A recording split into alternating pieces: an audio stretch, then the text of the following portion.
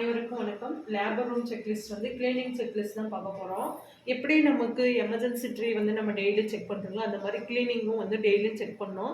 Workers வந்து கரெக்டாக clean பண்ணுறாங்களா அப்படின்றத வந்து நம்ம ஒரு இன்சார்ஜ் ஸ்டாஃப் நர்ஸோ இல்லை டியூட்டி இருக்கிற ஸ்டாஃப் நர்ஸோ மானிட்டர் பண்ணுறதுக்காக தான் இந்த செக்லிஸ்ட் வந்து நம்ம போடுறோம். லேபர் ரூம் கிளீனிங் செக்லிஸ்ட்டு வந்து எக்ஸல் சீட்டில் போட்டுட்டு நீங்கள் பிரிண்ட் காப்பி எடுத்துகிட்டு அது டிஸ்பிளே பண்ணிட்டீங்கன்னா உங்களுக்கு ஈஸியாக இருக்கும். லேபர் ரூம் கிளீனிங் செக்லிஸ்ட் வந்து மேலே வந்து பிஹெச்சோட நேமு, மந்த் வந்து என்ன மந்த்னு போட்டுக்கலாம்.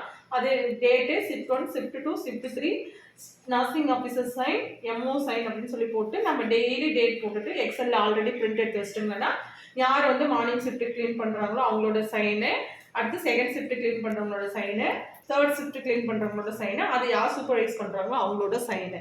இது வந்து மார்னிங் இருக்கிற நைட்டு டியூட்டி இருக்கிற சிஸ்டம் வந்து மார்னிங் அவங்க சைன் பண்ணிட்டாங்களோ இங்கே போட்டிங்கன்னா போதும். மீதி வந்து மதியம் இருக்கிறவங்க வந்து க்ளீன் பண்ணிட்டு சைன் போட்டால் போதும். ஸ்டாஃப்ல சைன் ஒன்று இருந்தால் போதும். எம்ஓ சைன் வந்து நீங்கள் டெய்லி வாங்கிட்டு அந்த ஒர்க் வந்து முடிச்சிட்டாங்க அப்படின்றத வந்து தெரிஞ்சிருக்கணும்.